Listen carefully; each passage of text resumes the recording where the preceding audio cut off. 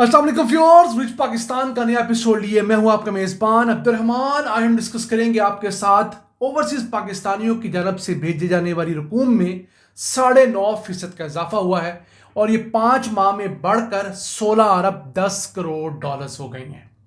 इस साल हम लोग कितने अरब डॉलर्स की रेमिटेंसेस एक्सपेक्ट कर रहे हैं और मज़ीद के तफसीलात हैं आपके साथ शेयर करेंगे। जबकि आज की दूसरी खबर होगी पाकिस्तान और ईरान के दरमियान बिजली खरीदारी का मुआहदा जो है उसकी तजदीद हो गई है।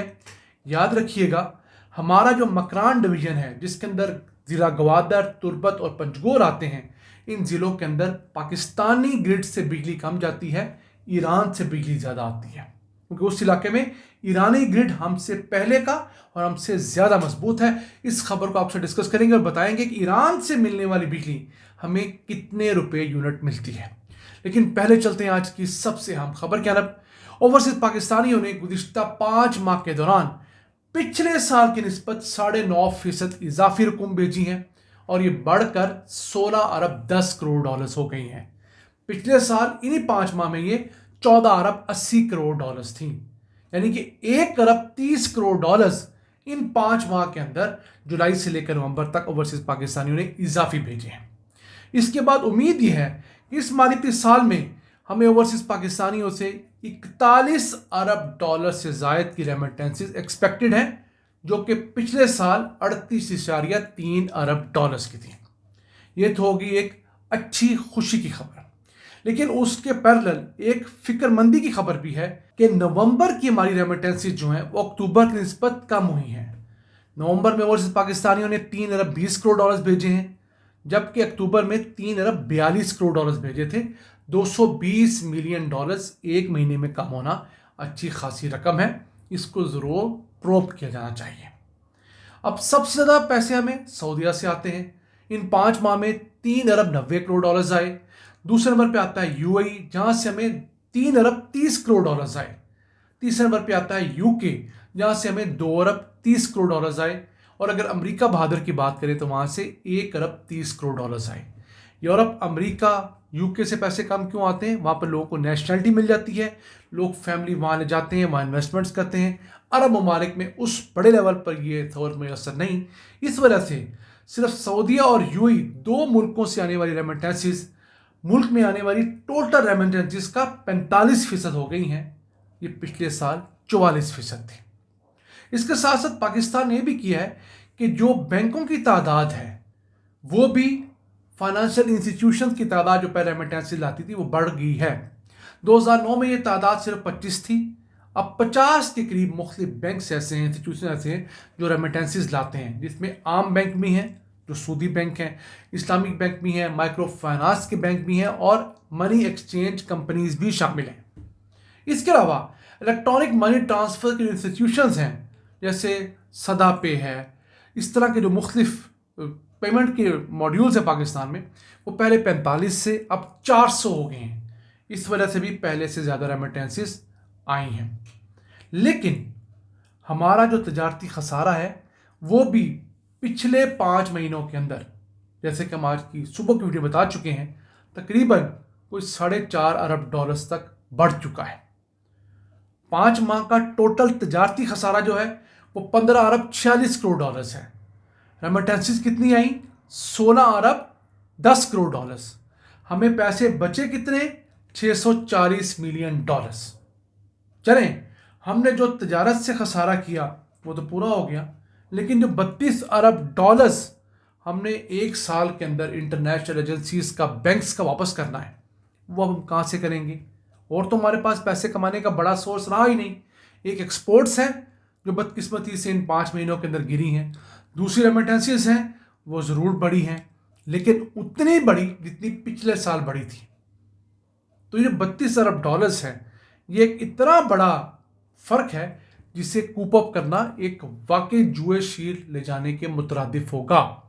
हमें चाहिए कि हम अपने एक्सपोर्ट्स पे भी पहले से ज़्यादा फोकस करें, पहले से ज़्यादा कोशिश करें कि हम एक्सपोर्ट ज़्यादा पैसे कमाएं, ताकि ये जो रकम ہم لوگوں نے قرضے کی مد میں ادا کرنی ہے، یہ بجائے مزید قرضہ لے کے واپس کریں ہم لوگ اپنی جیب سے یہ قرضہ واپس کریں، تاکہ آہستہ آہستہ ہمارے قرضے کم ہوں، ان کی سود کی رقم کم ہو، اور جو مختلف قسم کی شرائط ہم پر IMF اور دیگر ایجنسیز لگاتی ہیں وہ نہ لگائیں، اور ہم اپنی عوام کو وہ ریلیف دے سکیں جس کے وہ حقدار ہیں۔ آئیے چلتے ہیں آج کی دوسری اہم خبر کی جانب۔ پاکستان اور ایران کے درمیان بجلی خریداری کے معاہدے کی تجدید ہو گئی ہے۔ پہلی دفعہ دونوں ملکوں نے 2002 کے اندر بجلی خریدنے کا معاہدہ کیا تھا، کیونکہ گوادر شہر اور مکران ڈویژن کو پاکستان سے کوئی مین بجلی کی ٹرانسمیشن لائن نہیں جاتی، 2002 میں نہیں جاتی تھی، اب جا کر ایک جو لائن ہے وہ کنیکٹ ہو چکی ہے۔ تو فیصلہ یہ کیا گیا ہے کہ 7.7 سینٹ سے لے کر 11.5 US سینٹ فی یونٹ ہمیں ملے گا ایران سے بجلی کا، روپوں میں 21.5 روپے یونٹ سے لے کر 32 روپے یونٹ تک ہمیں بجلی کا ملے گا ایران سے۔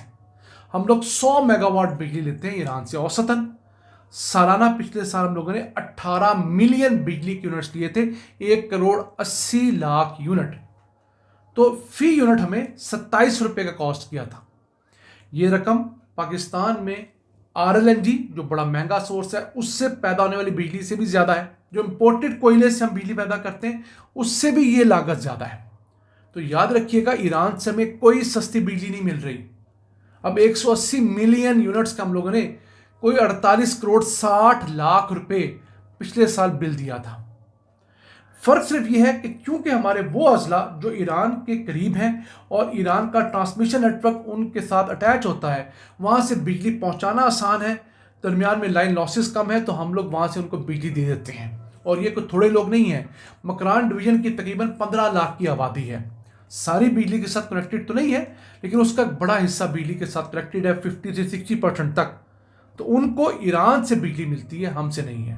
3 اہم اضلاع گوادر، تربت، پنجگور یہ ایران سے بجلی لینے پر مجبور ہیں۔ ایران میں بجلی کی شارٹیج ہو جائے تو یہاں بھی لوڈ شیڈنگ کی جاتی ہے، کوئی اور مسئلہ آ جائے تو یہاں پرابلمز ہوتی ہیں۔ اب جا کر کچھ کام ایکسپیڈائٹ کیا گیا کہ ان علاقوں کو بھی پاکستان سے بجلی کی ترسیل شروع کی گئی ہے، لیکن ہمارے ہاں بہت ساری غلط فہمیاں ہوتی ہیں۔ ہم سمجھتے ہیں کہ بجلی ہم ایران سے لیں گے سستی مل جائے گی، تیل ہم ایران سے لیں گے تو وہ کوڑیوں کے بھاؤ ملے گا۔ جو کوڑیوں کے بھاؤ ایرانی عوام کو تیل مل رہا ہے وہ اس لیے مل رہا ہے کہ ان کی اپنی پیداوار ہے۔ وہ جب تیل ہم خریدیں گے تو ایران ہمیں انٹرنیشنل مارکیٹ سے کوئی 5-10% سستا تیل دے گا، لیکن چونکہ ایران کے اوپر عالمی پابندیاں ہیں، امریکہ نے بدماشی کرتے ہوئے یونائٹڈ نیشن کے تھرو اس پہ پابندیاں لگائی ہوئی ہیں، تو ہم اگر ڈائریکٹلی ایران کے ساتھ تیل خریدیں گے تو ہمارے پاس کوئی ایسا طریقہ نہیں کہ ہم ان کو ڈالرز میں پیمنٹ کر سکیں، کیونکہ بینک ٹو بینک ہم ان کو ٹرانسفر نہیں کر سکتے پابندیوں کی وجہ سے۔ اللیگل چینل کے ذریعے اگر ان کو بڑی پیمنٹس کرتے ہیں تیل کی گیس کی خریداری کی صورت میں تو ہم پر بھی پابندیاں لگ جائیں گی، اور ہم ابھی تک اس قابل نہیں ہوئے کہ اپنی کوئی گاڑی بنا لیں، کوئی میڈیکل اکوپمنٹ بڑے پیمانے پر بنا لیں جس طرح ایران اپنا بناتا ہے، تو ہم یہ پابندیاں برداشت نہیں کر سکتے۔ ناظرین، یہ تھا آج کا ایپیسوڈ، ہمیں امید ہے آپ کو پسند آیا ہوگا۔ اپنی سجیشنز، اپنی آراء سے ہمیں آگاہ رکھا کریں۔ اپنے میزبان عبد الرحمان کو اجازت دیجیے، اللہ نگہبان۔